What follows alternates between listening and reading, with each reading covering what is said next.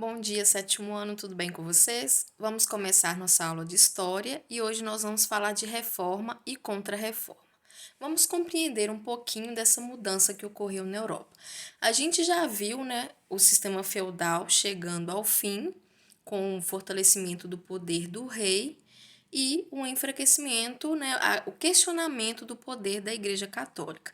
Nós vimos o Renascimento, que transformou a mentalidade da época, que antes era muito pautada na religiosidade, né, naquela noção de pecado, da valorização do que a igreja falava, do que a igreja pregava, com relação a vida, né, das pessoas, e agora a gente vai compreender a reforma, que vai ser aí um questionamento da Igreja Católica, dos dogmas da Igreja Católica. Diminuir um pouquinho a tela. O processo de centralização monárquico que dominava a Europa desde o final da Idade Média tornou tenso a relação entre reis e igreja. É o que eu estou dizendo. Com o poder do rei, né, da monarquia se fortalecendo, o poder centralizando na mão do rei, com o absolutismo, a igreja vai perdendo força. E aí passou a haver um conflito entre os dois.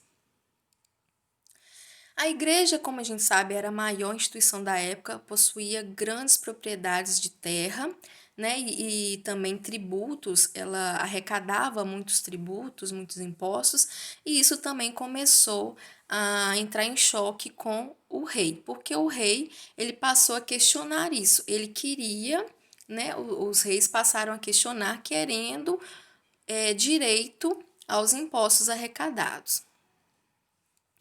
O clero fazia uso da sua autoridade para obter privilégios e a venda de cargos era muito comum. Então, a Igreja Católica ela vendia cargos dentro da igreja, cargos eclesiásticos.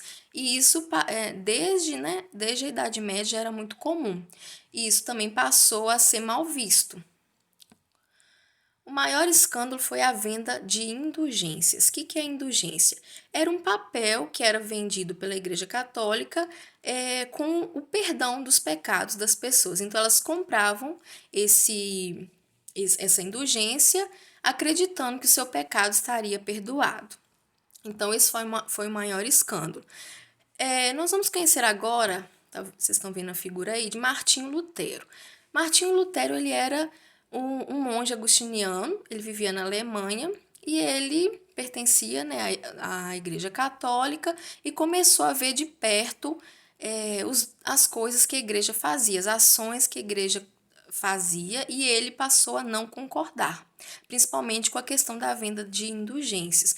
Temos até o filme Lutero, que mostra bastante nítido essa questão da venda de indulgências e essa revolta de Martinho Lutero.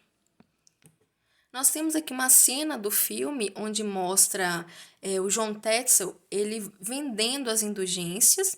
Aí ele mostra na cena o fogo, né, o fogo do pecado, o fogo do inferno, que era muito temido pelas pessoas da época. Então, todo mundo ficava com muito medo, muito horrorizado com isso e compravam facilmente essas indulgências. As 95 teses que está sendo citada aqui foram escritas por Lutero, contestando tudo isso que a igreja fazia, os dogmas da igreja que a igreja pregava, essas ações que ele achava errada, né? Achava que a igreja não podia usar o seu poder dessa maneira.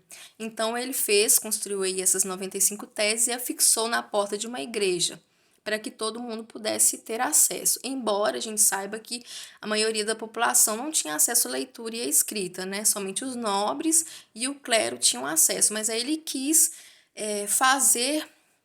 dar visão a essas ideias dele.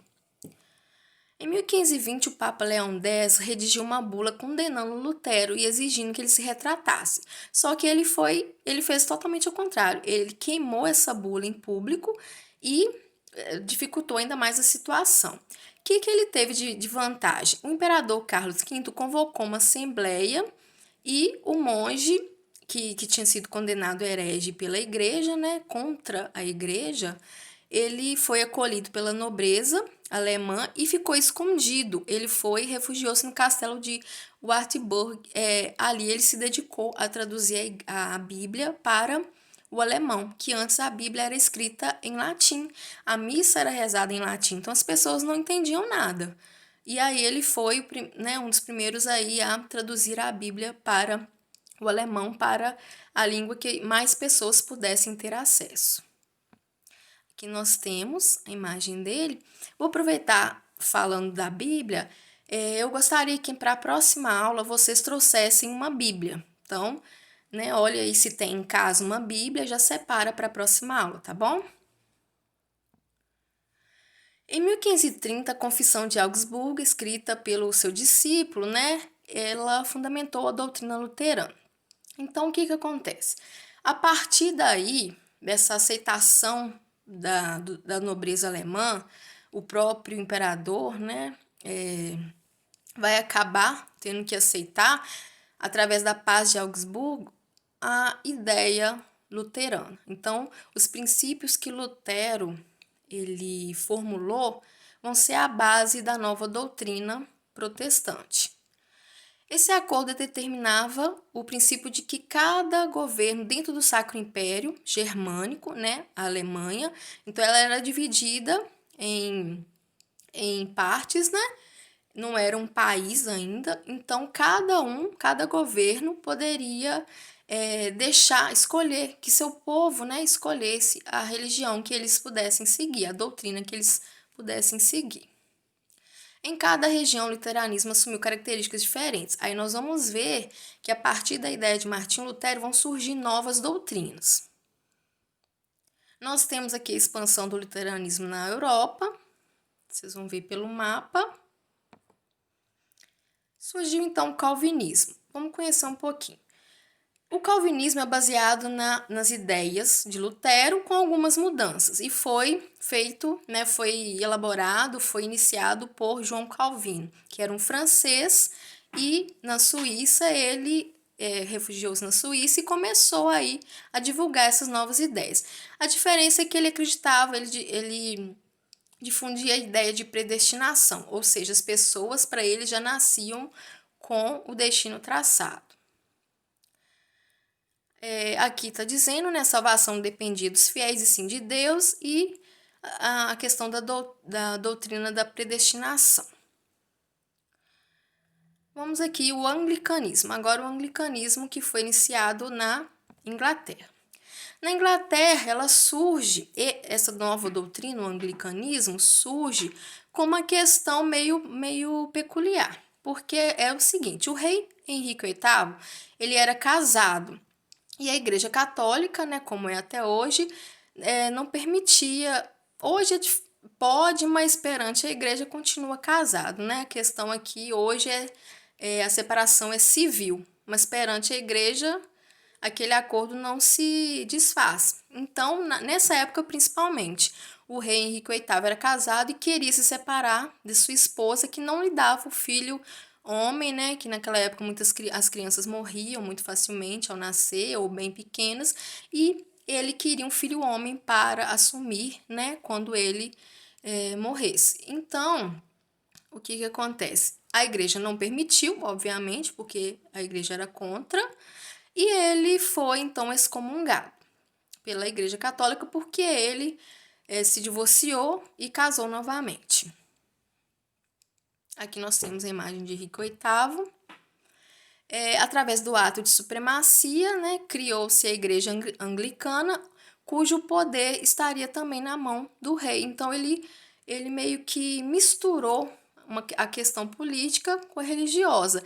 Ele era o soberano da Inglaterra e também tinha o poder da Igreja Anglicana. Aqui nós temos um mapa. Em verde nós temos os luteranos, amarelo os calvinistas e o laranja os anglicanos aqui na Inglaterra, principalmente, né, que nós temos a Igreja Anglicana até hoje. A Contra-Reforma agora, gente. A Contra-Reforma vai ser a resposta da Igreja Católica perante o avanço da reforma protestante instaurada lá atrás por Lutero, por Martinho Lutero. Então vamos ver o que a igreja fez. A igreja, né, esse movimento católico que teve principalmente a culminância com o Concílio de Trento, né, reativou a Inquisição, fortaleceu a Companhia de Jesus, que eram companhias jesuítas, né, padres jesuítas que eram enviados, né, aqui para a América, por exemplo, para catequizar os indígenas.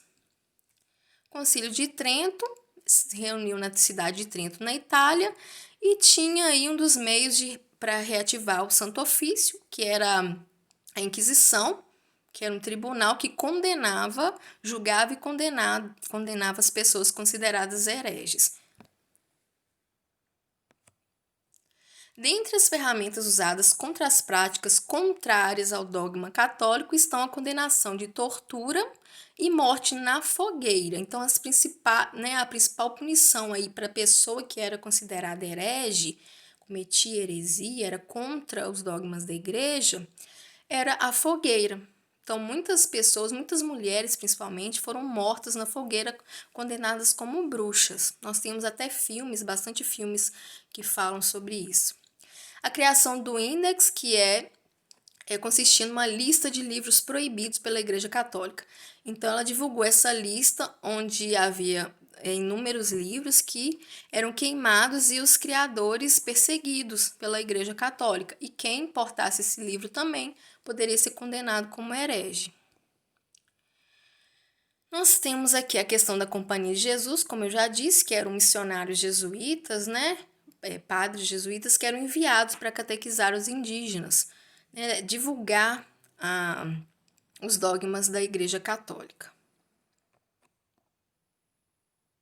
No Brasil foi bastante comum na colonização portuguesa a presença das missões jesuíticas que tentaram aí catequizar os índios, porque eles acreditavam numa missão civilizadora, e entre aspas, que eles consideravam os indígenas como povos selvagens, então eles achavam que a fé cristã, a fé católica iria civilizar esses povos, né? Então, eles não levaram em consideração a cultura, as tradições, a importância dos povos indígenas que aqui já estavam.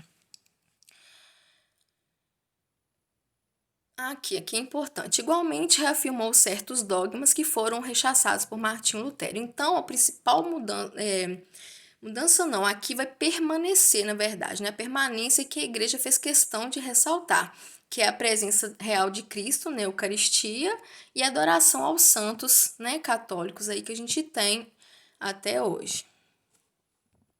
Bom, chegamos ao fim, então espero que vocês tenham compreendido bem. Qualquer dúvida, como sempre, eu estou aqui à disposição, é só vocês me procurarem, tá bom? Um abraço a todos e um bom final de semana. Até semana que vem.